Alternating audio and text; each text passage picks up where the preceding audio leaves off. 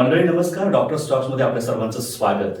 आजकाल आपण आपल्या हेल्थबद्दल खूप अवेअर झालेलो आहोत, संवेदनशील झालेलो आहोत आणि त्यामध्ये सर्वात महत्त्वाचा जो घटक आहे तो म्हणजे आहार.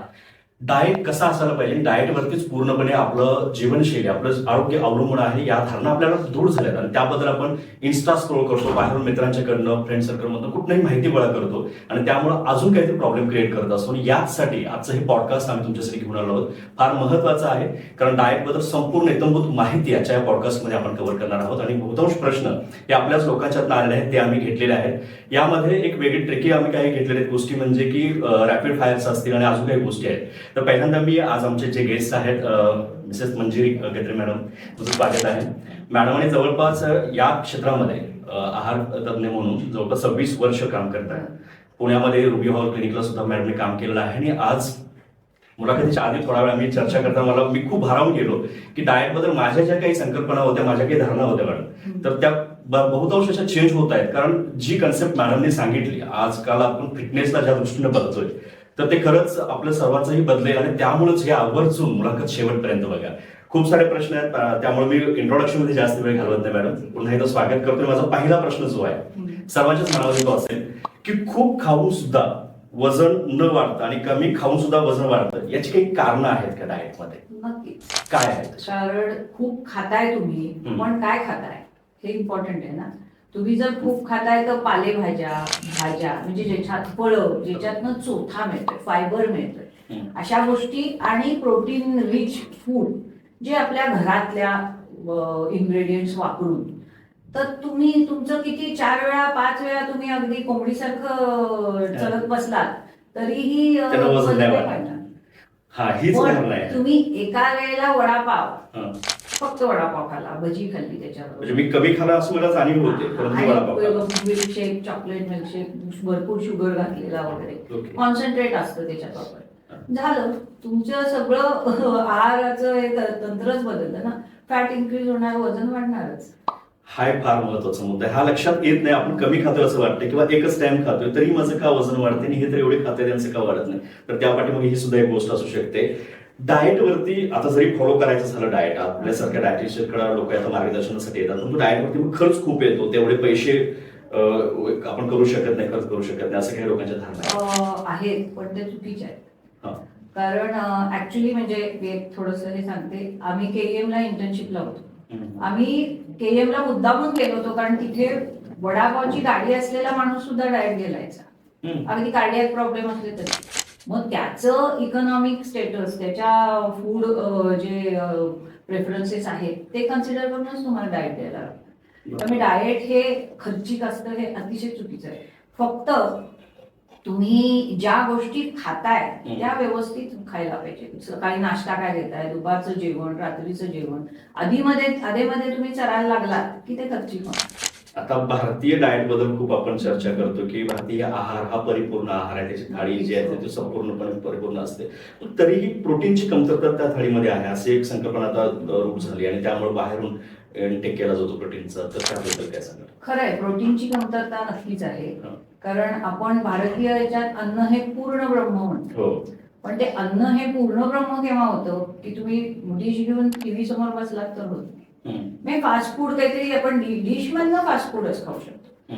अगदी मोठा थाळा घेऊन बसा असं सांगत नाही पूर्वीची लोक जे खात, कारण पूर्वीसारखी आपण हेवी कामही करत नाही, सेडेंटरी लाईफ आहे आपला, इव्हन दो आपण जिम करतोय किंवा काही करतोय. त्यामुळे प्रत्येक डिश मध्ये, प्रत्येक जेवणात, प्रत्येक मीलला, म्हणजे ब्रेकफास्ट पासून तुमच्या आहारात प्रोटीन आहे का हे बघायला पाहिजे. आणि अगदी व्हेजिटेरियन माणूस असला तरी प्रोटीन इझिली मिळतं. उसळी आहेत, डाळी आहेत, पण ते तुम्ही पातळ आमटी खाल्ली किंवा एका 6 जणांसाठी उसळ एवढी केली, त्याच्यातली तुम्ही एक अर्धी वाटी खाल्ली तर प्रोटीन नक्कीच नाही मिळणार. तुम्हाला एक वाटीभर उसळ तेवढं खायलाच पाहिजे, मोड आलेले आहे, आणि ती इझिली ऍब्सॉर्बेबल आणि सगळे विटामिन्स आणि सगळे आपले जे न्यूट्रिएंट्स आहेत ते इझिली अवेलेबल होतात मोड आणल्यावर.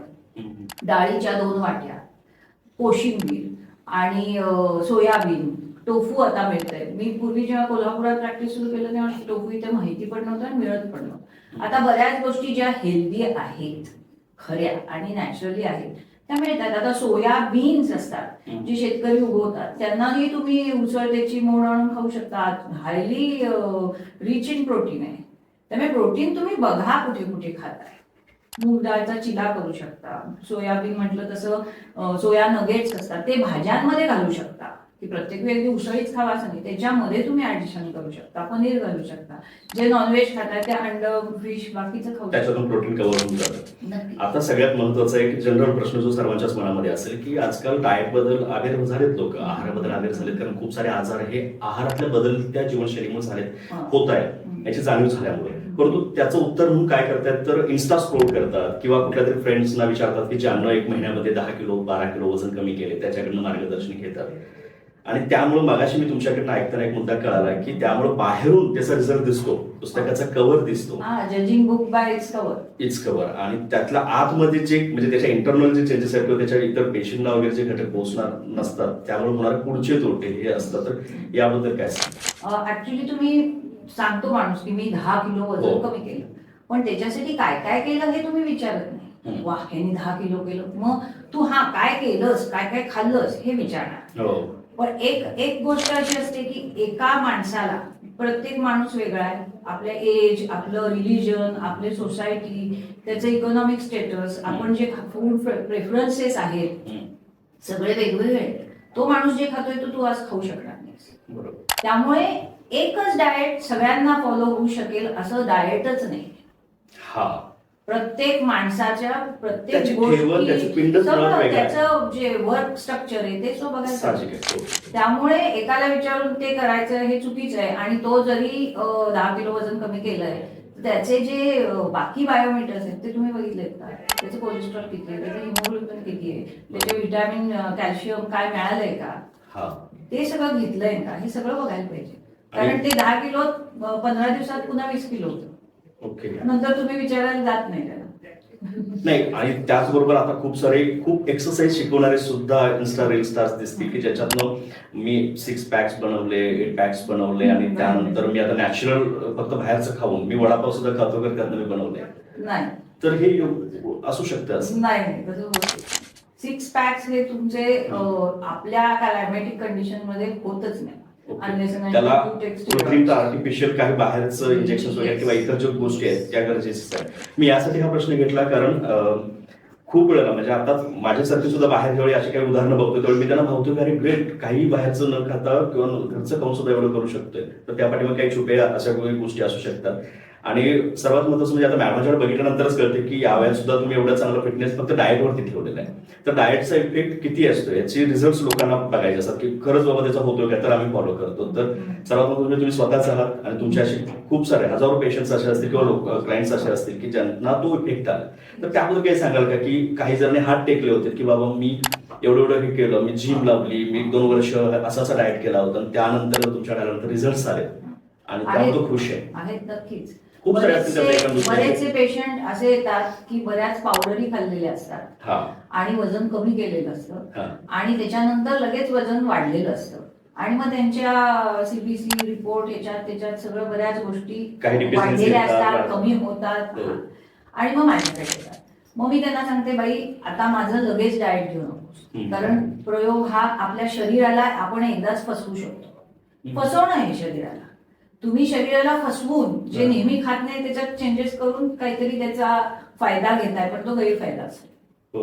आता 1 महिनाभर जे तू आधी घरचं जेवण जेवत होतीस ते जेव आणि त्याच्यानंतर माझ्याकडे ये, कारण सारखे प्रयोग करून त्या शरीराची वाट लावू नकोस, स्पष्ट शब्दात.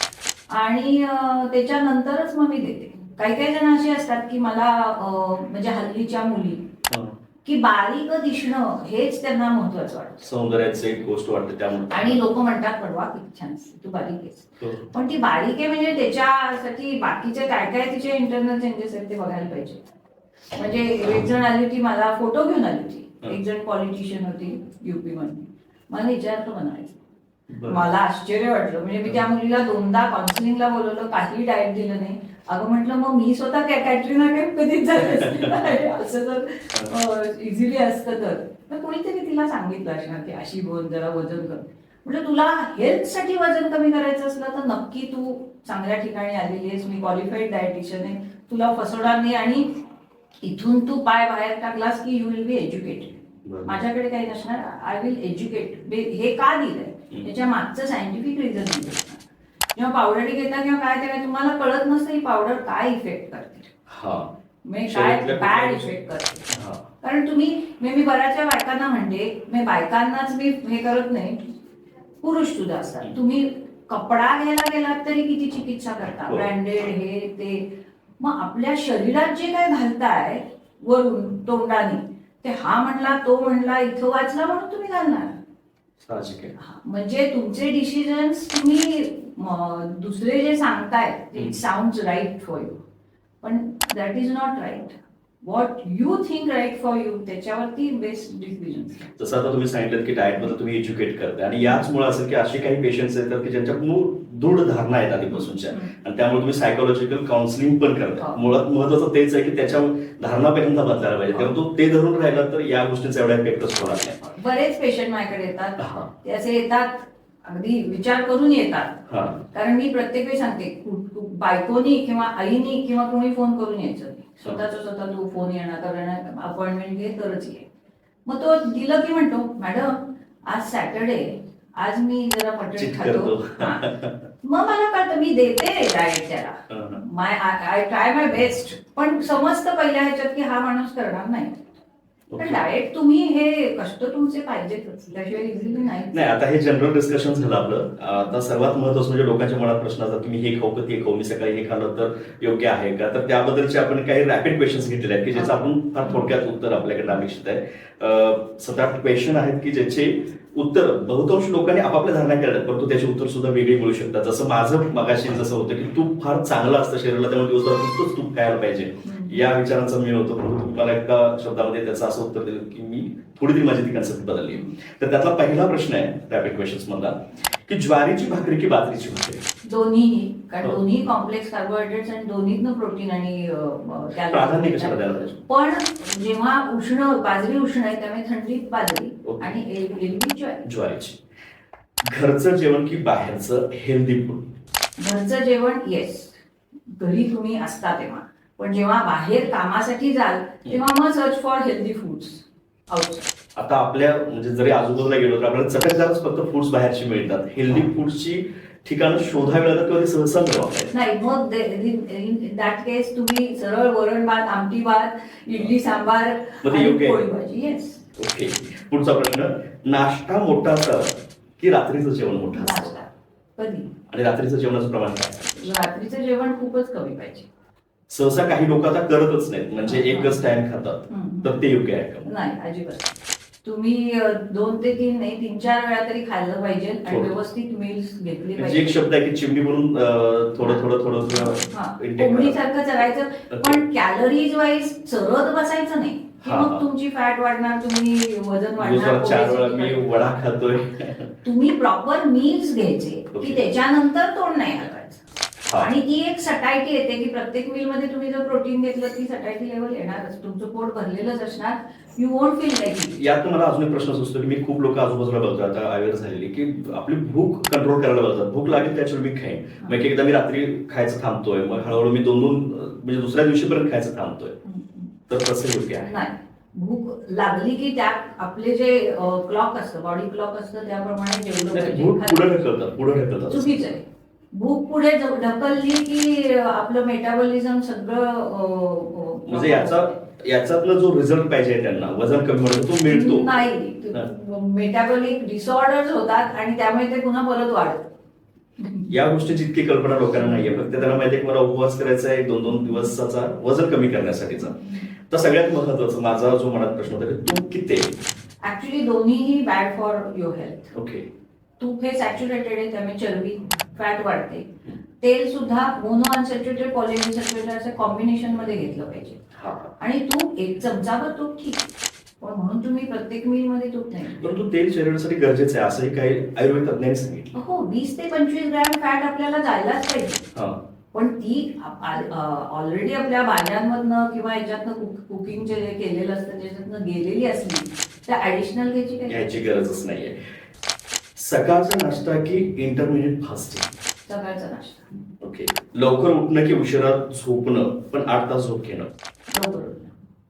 म्हणजे त्यासाठी लवकर झोपावंच लागणार. होय. काही लोकांचं आता जीवनशैली अशी झाली, मे बी फोनमुळे की 12-1ला जरी झोपलो मी 8ला उठेन तर 8 तासाची माझी झोप कम्प्लीट करेन, तर ते योग्य नाही. नाही, कारण सगळं ऍसिडिटी वगैरे सगळे प्रॉब्लेम्स होतात आणि मग मला ऍसिडिटी आहे, ती ऍसिडिटी नसते ती तुम्ही डेव्हलप. यालाच धरून अजून एक प्रश्न असा आहे की काही लोक म्हणतात की रात्रीचं जेवण फार लवकर करायला पाहिजे, जर मी करायचं असेल तर 8च्या आणि 7च्या. खरंय खरंय, प्रॅक्टिकली पॉसिबल नाहीये ते. हा. पूर्वी सूर्योदयाच्या आणि सूर्यास्ताच्या आधी जेवण हा, करणं. पण ते प्रॅक्टिकली पॉसिबल नाहीये. पण ऍटलीस्ट 8:30-9 पर्यंत तरी जेवण. 10-11-12ला जेवण आहे. मग अर्ली डिनर तुम्ही करू शकता. आणि सगळ्यामध्ये काहीतरी एक सुवर्ण मध्य असतो आणि इतके वर्ष काम करून तुम्ही ते नक्कीच हे करू शकता, पॉसिबल करू ओके. शकता. पुढचा प्रश्न आहे, सकाळचा वॉक की संध्याकाळचा वॉक? दोन्ही चालतील, पण व्यायाम करा. म्हणजे मी नेहमी म्हणते सूर्य नमस्कार हे सूर्याला प्रसन्न करण्यासाठी घालायचे नाहीये, संध्याकाळी घातले तरी चालेल. संध्याकाळी घातले तरी तुमच्या शरीरासाठी. ओके. फळांचा ज्यूस की पूर्ण फळ खायला पाहिजे? नक्कीच पूर्ण फळ. तर पूर्ण फळामध्ये फ्रुक्टोज असतो, म्हणजे शुगरच आहे ती एक प्रकारची. पण फळामध्ये फायबर असतात खूप प्रमाणात, साली असतात, चोथा असतो. त्या चोथ्यामुळे ते फ्रुक्टोज इझिली अवेलेबल होत नाही, म्हणजे त्याचं लगेच कन्व्हर्जन शुगरमध्ये होत नाही, शुगर स्पाइक्स येत नाही. त्याच्यामध्ये जे अँटीऑक्सिडंट्स, व्हिटॅमिन्स, मिनरल्स असतात ते आपल्याला अवेलेबल होतात. पण जेव्हा तुम्ही फ्रूट ज्यूस घेता तेव्हा it gets immediately gets converted to sugar आणि शुगर स्पाइक्स. त्यावेळी आपण ज्यूस पिऊन खुश होतो की नाही मी फळ इंटेक केलेलं आहे. नाही, ज्यूस मध्ये तुम्ही किती फळं वापरताय बघा ना, ओके. तेवढी तुम्ही खाल का? मल्टीग्रेन ब्रेड की साधी पोळी? साधी पोळी. ब्राऊन राईस की साधा भात? आता ते फॅशन झाली brown rice. Actually brown rice मध्ये फायबर कंटेंट जास्त असतात, हा. कारण हा पॉलिश्ड असतो साधा भात. पण ब्राऊन राईस हा कुकिंगला आणि पचायला अवघड, त्यामुळे साधा भात. साधा भातच आहे. ओके. आता खूप सारे प्रश्न म्हणजे यातून अजून काही राहिले असतील, मी दर्शकांना हेही आवाहन करेन की भरपूर प्रश्न जे मनामध्ये आहेत ते आवर्जून कमेंट बॉक्समध्ये किंवा इनबॉक्समध्ये सुद्धा विचारून ठेवू शकता, किंवा मी मुलाखतीच्या शेवटी मॅडम जिथं प्रॅक्टिस करतायत तो पत्ता, ऍड्रेस आणि तिथला संपर्क देईल, तिथं जाऊन सुद्धा तुम्ही थेट मॅडमशी संपर्क साधू शकता. कारण नंतर हॉस्पिटल्सना जे आपण हजारो रुपये खर्च करतो त्याऐवजी आधीच आपण जर आपल्या डाएटवरती खर्च केला तर एकतर आरोग्यपूर्ण जीवनशैली जगतो, त्याची एक मजा येते तसं एक फॉलो करण्याची, तर तो एक घेऊ शकताय. पुढचा प्रश्न आपला चीट बाउल्स असणार आहे, कारण आम्ही खूप सारे प्रश्न आहेत जे आपल्याला यामध्ये आहेत, यातले काही प्रश्नच आपण घेणार आहोत. त्याआधी मला एक जनरल प्रश्न जो लोकांना प्रत्येक वेळी पडला असतो की मी डाएट फॉलो केला, परंतु प्रॉब्लेम काय आहे की आपल्या भारतामध्ये प्रत्येक ठिकाणचं फूड वेगळं आहे. उत्तर भारतात समजा जात असेल, मी साऊथला जात असेल, आता मी खूप फिरतोय. आपल्या महाराष्ट्रात तुम्ही मला इथल्या पद्धतीनुसार डाएट दिलं, तो मी तर खातोय, ठीक आहे. बाहेर गेल्यानंतर मी कधी फॉलो करणार, कारण महिन्याभर जर बाहेर असेल तर त्यावेळी याला काही सोल्युशन्स आहेत? हो नक्की. म्हणजे मी जेव्हा डाएट देते तेव्हा ते लॉंग टर्म प्रोसेसच देते, कारण तुम्ही एक 2-3 महिने जर तुमची टेंडन्सी असली ओबेसिटीची जेनेटिकली किंवा तुम्हाला काही क्लिनिकल डिसऑर्डर्स असले तर तुम्हाला हे काही certain diet life long follow करायला पाहिजे. आणि मग ते प्रॅक्टिकलच पाहिजे ना. तुम्ही जे खात नाही ते हे उगाचच विकत घ्या, ते उगाचच विकत घ्या, मार्केटिंग स्ट्रॅटेजीजने त्यांना पैसे देण्यापेक्षा तुझ्या घरात जे आहे ते, आणि मग त्याच्यातही आपल्याला मी मगाशी म्हटलं तसं सुवर्णमध्ये काढता येतो. तुम्ही बाहेर गेलाय, साऊथला गेलाय तर इडली खावा, भात खावा, पण त्याच्याबरोबर भरपूर पालेभाज्या, सॅलेड खावा ना, की त्याच्या भाताचा ग्लायसेमिक इंडेक्स जास्त असतो, तो कंट्रोल करायला फायबरची पोंगल करतो दही भात. आणि आपल्याकडे खूप सारे पदार्थ आहेत की ज्यांनी प्रोटीन वगैरे सुद्धा इझिली मिळतं. आपले ट्रॅडिशनल पुरणपोळी म्हणा किंवा इडली म्हणा, साऊथची इडली, महाराष्ट्राची पुरणपोळी, की त्याच्यातनं म्युच्युअल सप्लिमेंटेशनमुळे इतकं प्रोटीन मिळतं, पण ते माहितीच नाही. आणि आमचं काम तेच आहे की तुम्हाला आता खूप जणांना हा प्रश्न पडत असेल की मॅडम स्पेसिफिक का सांगत नाहीत की हे खायला पाहिजे तेच खायला पाहिजे. जसं सुरुवातीलाच त्यांनी एक मुद्दा सांगितला होता की प्रत्येकाच्या नुसार तो वेगवेगळा डाएट असणार, म्हणजे एकच डाएट सर्वांना युनिव्हर्सल लागू होईल असं नाहीये. त्यामुळं काय महत्वाचं ते सांगतायत, परंतु तुमच्यासाठी काय महत्वाचं असणार आहे ते स्पेसिफिक तुम्ही त्यांना बघितल्यानंतर किंवा त्यांची हिस्ट्री घेतल्यानंतर व्यवस्थित सांगू शकाल. मी काही प्रश्नांच्याकडे जातो, यातली काही म्हणजे आपल्या आता रॅपिड प्रश्नासारखेच असणार आहेत. कॉर्नफ्लेक्स म्हणजे नेहमीच बॅलन्स्ड ब्रेकफास्ट आहे असं म्हटलं जातं? अजिबात नाही. कारण कॉर्नफ्लेक्स हे शुगर कोटेड असतात, चॉकलेट फ्लेवर असतात, मेनली प्रोसेस्ड असतात, हायली प्रोसेस्ड, आणि ते न्यूट्रिशियस अजिबातच नाही. म्हणजे ते कार्बोहायड्रेट आहे पण त्याच्यात कॉम्प्लेक्स आहे, पण त्याच्यातनं बाकी तुम्हाला काहीच मिळणार नाही. मग तुम्ही नुसतं कॉर्नफ्लेक्स खात असलात तर त्याच्यात ऍडिशनल प्रोटीन घालायला पाहिजे. बरोबर. म्हणजे ते इथं दही म्हणा आणि इव्हन आपले नट्स असतात किंवा सीड्स असतात, ते सगळं घालून तुम्ही खाल्ले तर ऍडिशनल पण संचुअस ब्रेकफास्ट. तुम्ही आता जो मुद्दा म्हटला, आता तो खूप बाहेरून प्रोडक्ट्स घेण्याचं प्रमाण वाढलेलं, तर ते योग्य आहे? बाहेरून प्रोटीन ज्या प्रोटीन पावडर्स हो, आहेत त्या काही काही कंडिशन्स मध्ये चालू शकतात. हा. म्हणजे तुमच्या बॉडी काही प्रॉब्लेम्स आणि ह्याच्या हेल्थसाठी असेल किंवा मसल ट्रेनिंगसाठी असेल, Muscle मसल gain गेनसाठी असेल, मसल डेव्हलपमेंटसाठी असेल तर घेऊ शकतात. याच्यासाठी सर्वात महत्वाचं म्हणजे आपण तज्ञांच्या सल्ल्यानुसारच जायला हो, पाहिजे. माझ्या मनात आलंय ते पण डायजेशनला खूप अवघड असतं. ओके. इझिली डायजेशन, त्याच्यातही बरेच प्रकार आहेत. माझ्या सोबतच ते करतोय त्यामुळे त्याच्या शरीरावरती चांगला इफेक्ट दिसतो म्हणून मी करायला पाहिजे असं नाहीये. तर त्यासाठी आवर्जून तज्ञाचा सल्ला घ्यायला पाहिजे. पुढचा प्रश्न मी घेतला आहे की ग्रीन टी, आता ती एक फॅट आलेली आहे, म्हणजे ग्रीन टी पिल्यानं आपोआप फॅट बर्न होतं असं संबंध? ग्रीन टी पिल्यावर होतं, पण ग्रीन टीच प्यायला पाहिजे. तुम्ही ग्रीन टी बरोबर आणि काही काही गोष्टी खायला प्यायला त्याच्यामध्ये मग म्हणजे जसं म्हणतात लोक, मी सगळं बर्गर खाऊन झाल्यावर माझ्या कॉफीत शुगर घालू नका. हो, असं म्हणतात. मी म्हणते बरं आहे, निदान त्याच्यात तरी शुगर खात नाही. पण ग्रीन टी हा अँटीऑक्सिडंट आहे, त्यामुळे फॅट बर्निंग होते आणि आपले जे बॅड कोलेस्ट्रॉल आहे LDL ते रिड्यूस करायला मदत करते. त्यामुळे हार्ट हेल्थसाठी अतिशय छान. त्याचं प्रमाण किती असायला पाहिजे? कारण खूप जण असं करतात की दिवसावर 3-3 वेळा ग्रीन टी घेतात. काय हरकत नाही, काय ते हे नाही. ओके, तो एवढा त्याचा डिसएडव्हान्टेज फक्त मी म्हटलं तसं त्याच्या बरोबर तुम्ही फिंगर चिप्स आणि भजी आणि खाऊ ते होतच. गुळ नैसर्गिक असला तरी त्यात साखर असते असं म्हणतात, तर आहे गुळ योग्य आहे? गुळ आणि साखर सेमच आहे. मग खूप लोक आता हेल्दी चहा म्हणून गुळाचा चहा पितात. नाही, चुकीचं आहे. म्हणजे माझ्याकडे येणाऱ्या पेशंटना मी काही सर्टन मला no sugar, no oil, no fat असेच डाएट द्यायला लागतं. ओके. तर तेव्हा ते म्हणतात मग मी गुळाचा चहा नको, मग त्यापेक्षा चहा पिणं किंवा मग थोडीशी शुगर घाल आणि पी असं सांगते.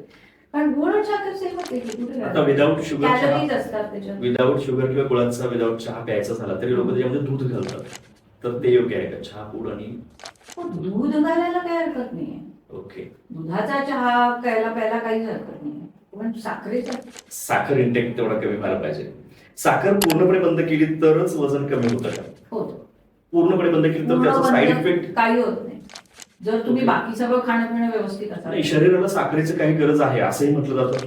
हा, म्हणजे कॅलरीज ती बाहेरून पण त्या नाही, बाकीच्या फूड मधनं कॅलरीज मिळतातच. ओके. साखर आणि तूप तेल मधल्या एम्प्टी कॅलरीज आहेत. Empty, you are gaining just calories, बाकी विटॅमिन्स, मिनरल्स, प्रोटीन्स काही नाही मिळणार. मग तुम्ही जे कार्बोहायड्रेट्स घेताय आपल्या सिरियल्स अँड पल्सेस, म्हणजे धान्य, कडधान्य आणि याच्यात नुसतं कार्बोहायड्रेट्स मिळतात, पण ते कॉम्प्लेक्स कार्बोहायड्रेट्स, त्याच्यात फायबर आहे, त्याच्यात विटॅमिन्स आहेत, मिनरल्स आहेत, प्रोटीन आहे, त्यामुळे त्याच्यातनं कॅलरीज मिळतात. आता झिरो शुगर बद्दल जे काही प्रोडक्ट्स आहेत बाजारात, कोल्ड ड्रिंक्स असतील, तर यामध्ये कॅलरीज नसतात असं म्हणतात, त्याला योग्य आहे? हा, कॅलरीज नसतात. ते ह्याची शुगर, सॅकरीन, अस्पार्टिन वगैरे वापरतात, शुगर फ्री वापरतात. पण कोल्ड्रिंक्स वाईटच. शुगर न घातलेलं आणि घातलेलं ते आपल्याला म्हणजे आपण स्वतःला फसवतो. नाही, आता मी शुगर फ्री खातो, पण ते कोल्ड्रिंक्स हे शरीराला वाईटच आहे. कोणतंही कोल्ड्रिंक घेतलं? अरे बापरे. केळ खातो ना, त्यानंतर त्यामुळे वजन वाढतं असं एक धारणा आहे. म्हणजे ऍक्च्युली केळं हे फारच चांगलं फळ आहे. आता सर्वात महत्वाचं म्हणजे वेळेचं खूप आपल्याला बंधन पाळायचं होतं, त्यामुळे आपण थोडक्यात मुलाखत आटोपती घेतोय. परंतु या व्यतिरिक्त खूप साऱ्या लोकांच्या मनातले प्रश्न आणि काही गोष्टी असतील, तर मगाशी जसं मी आवाहन केलं की कमेंट बॉक्समध्ये, इनबॉक्समध्ये तुमचे प्रश्न विचारू शकतात. त्याचसोबत थेट मॅडमांशी सुद्धा आपण संपर्क साधू शकता. राजारामपुरमध्ये मॅडम प्रॅक्टिस करतात.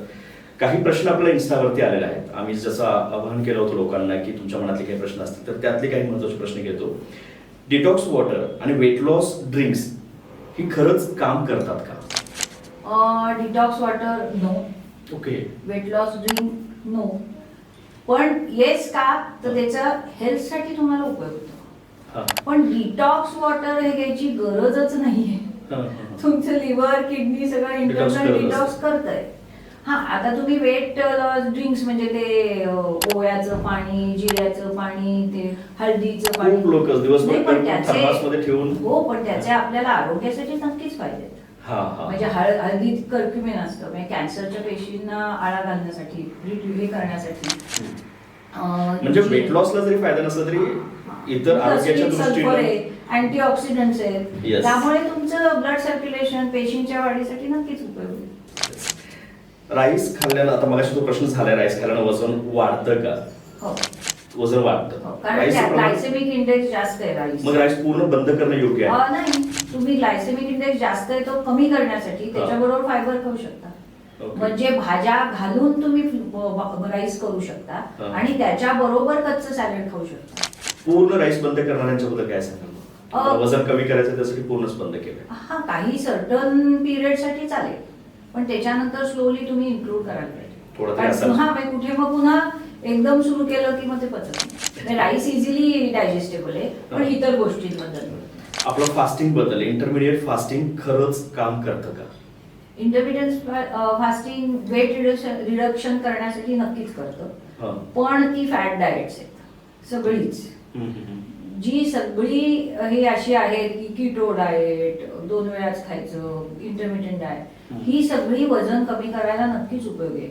आता कीटो डाएट हे एपिलिप्सीसाठी डाएट देतात, माहिती नसतं लोकांना, आणि त्याच्यातला फार अतिशय चांगलं अभ्यास केलेला माणूस, मी स्वतः देत नाही कीटो डाएट, कारण माझा त्याच्यातला अभ्यास नाही, ते काय आहे माहिती पण देत नाही.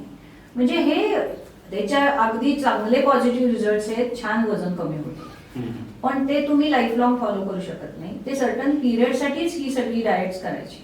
आणि सगळ्यात महत्वाचं म्हणजे आता लोकांना ते कळून आलेच की फक्त वजन कमी करणं म्हणजे हेल्दी लाईफ नाहीये, तर आपल्याला हेल्दी फील व्हायला पाहिजे, तो उत्साह, तो ताजेतवानेपणा प्रत्येक वेळी असायला पाहिजे. त्यासाठीचा जो डाएट महत्वाचा असतो तो मॅडमांच्याकडनं आपण सर्वांनी आवर्जून घ्यावा, कारण आजकाल त्यावरतीच आपलं सर्व काही जीवनशैली म्हणण्यापेक्षा जीवनमान अवलंबून आहे. पुढच्या आपल्या कामाच्या गोष्टी सुद्धा सर्व काही, इव्हन नात्यातल्या गोष्टी सुद्धा, कारण जी चिडचिड होते किंवा इतर गोष्टी होतात त्या सगळ्या डाएटवरती अवलंबून. इतकं महत्वाचं हे आहार असतं, त्यामुळे आहार तज्ञांच्याकडे आपण जाणं फार गरजेचं आहे. मी शेवटचा प्रश्न तोच घेतो की जर लोकांना यायचं असेल तर कुठे येऊ शकतं? मी राजामपुरी सेकंड लेन मध्ये स्नेह हॉस्पिटल, डॉक्टर हलकर्णीकरांचं, त्यांची स्पेस वापरते आणि त्यांना अटॅच, तिथं संपर्क करू शकतात, किंवा थेट आम्ही आता शेवटी संपर्क क्रमांक सुद्धा देऊ, त्याच्यावरती तुम्ही कॉन्टॅक्ट करू शकता, कारण ही फार गरजेची गोष्ट आहे आणि याबद्दल लोकांना अवेअर तर झालं, एज्युकेट करणं फार. नाही, माझं तेच काम आहे. मी काही काय म्हणते, तुम्ही डाएट घेऊ नका, माझ्याकडे या, मला पैसेही देऊ नका,